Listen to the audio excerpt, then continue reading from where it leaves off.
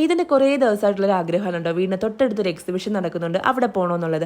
അവനാരാ മോൻ, അവൻ്റെ ആഗ്രഹം എന്താണെന്ന് എനിക്ക് മനസ്സിലായി. റൈഡിൽ കയറാനൊന്നുമില്ല, അവന് കുറേ കളിപ്പാട്ട്. ഞങ്ങൾ പിന്നെ ആ ഒരു റൂട്ടിലേ പോകാറില്ലായിരുന്നു കേട്ടോ. പക്ഷേ ഏത് റൂട്ടിൽ പോയാലും ആ ഒരു ജെയിൻ വീല് ഞങ്ങൾക്ക് നല്ല പണിയെന്ന് കേട്ടോ.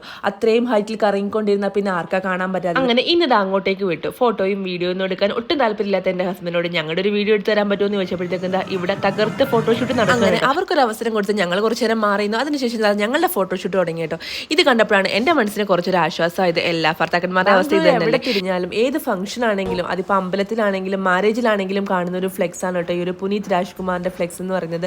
ഇത് ഫാൻസ് കൊണ്ട് വെക്കുന്നതാണ്. ആള് കുറച്ച് നല്ല പ്രവൃത്തികളൊക്കെ ഒരുപാട് ചെയ്തിട്ടുള്ളതുകൊണ്ട് തന്നെ ഇന്നും ഫാൻസിനെയൊക്കെ മനസ്സിലായാലും ജീവിച്ചിരിപ്പുണ്ടെന്നാണ് കേട്ടോ ഈ ഒരു ഫ്ലെക്സ് കാണുമ്പോൾ എനിക്ക്. അങ്ങനെ നടന്ന് ഞാൻ ഈ ഒരു കടയുടെ മുമ്പിൽ സ്റ്റക്കായി ഗൈസ്. എന്താണെങ്കിലും എന്താ അടിപൊളി നല്ല ക്ലിപ്പിന്റെയും അതാണ് തന്നെ കമ്മലിന്റെയൊക്കെ കളക്ഷൻ ഉണ്ട്. അങ്ങനെ അതെല്ലാം സെലക്ട് ചെയ്ത് തിരിഞ്ഞു നോക്കിയപ്പോഴത്തേക്കും കെയ്തനെയും ഹസ്ബൻഡിനെയും കാണുന്നില്ല.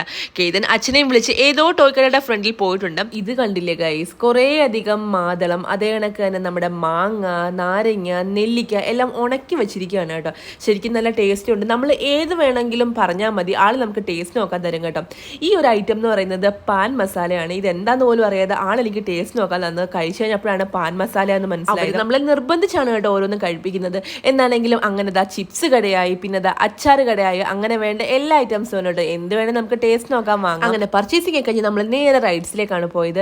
ഇവിടെ ഇതിന്റെ ഫേവറേറ്റ് ഒരു ഐറ്റം ആണ് കേട്ടോ ഇത്. ആദ്യം മര്യാദയ്ക്ക് എനിക്കൂടെ കയറുകയൊക്കെ ചെയ്യും. അതിനുശേഷം കയറേണ്ട സ്ഥലത്തൂടെ തെന്നി ഇറങ്ങേണ്ട സ്ഥലത്തൂടെ കയറിപ്പോവും. ഇതാണ് ഇതിന്റെ സ്ഥിരം പരിപാടി. അങ്ങനെ കളിയെല്ലാം കഴിഞ്ഞ് ആകെ മൊത്തം കൂട്ടയിടിയും കൂട്ടക്കരച്ചിലൊക്കെ ആയി. ഇതൊക്കെ കാണുമ്പോഴാണ് കേട്ടോ ശരിക്കും പറഞ്ഞാൽ സങ്കടം വരുന്നത്. നമ്മുടെ ഈ ഒരു ഏജ് ഒക്കെ കഴിഞ്ഞു പോയല്ലോ എന്ന് ഓർക്കുമ്പോഴത്തേക്കും എന്താണെങ്കിലും നമുക്ക് ഇങ്ങനെ വീഡിയോ എടുത്തുകൊണ്ടിരിക്കും. അത് തന്നെ നമ്മുടെ എൻജോയ്മെന്റ്. ഏതായാലും നമ്മുടെ ഒരു അടിപൊളി എൻജോയ്മെന്റ് ഉണ്ടല്ലോ തീറ്റി, അങ്ങനെ അതിലേക്ക് കടന്നു. അങ്ങനെ ഒരു പൊട്ടറ്റോ ട്വിസ്റ്റർ ഒക്കെ വാങ്ങിച്ച് അത് കഴിച്ചുകൊണ്ടിരിക്കുകയായിരുന്നു കേട്ടോ. അപ്പോൾ കേതിന് അടുത്ത റൈഡിൽ കയറണമെന്ന് പറഞ്ഞു. അങ്ങനെ ഈ ഒരു കാറിന്റെ റൈഡിൽ കയറി. ഞാൻ കേതിന് ഹൈഫൈ കൊടുക്കാൻ വേണ്ടി കൈ കാണിക്കുന്നുണ്ട്. ആള് മൈൻഡ് ചെയ്യുന്നില്ല. ഞാൻ ആദ്യം വിചാരിച്ച അവൻ കണ്ടില്ലെന്നാണ്.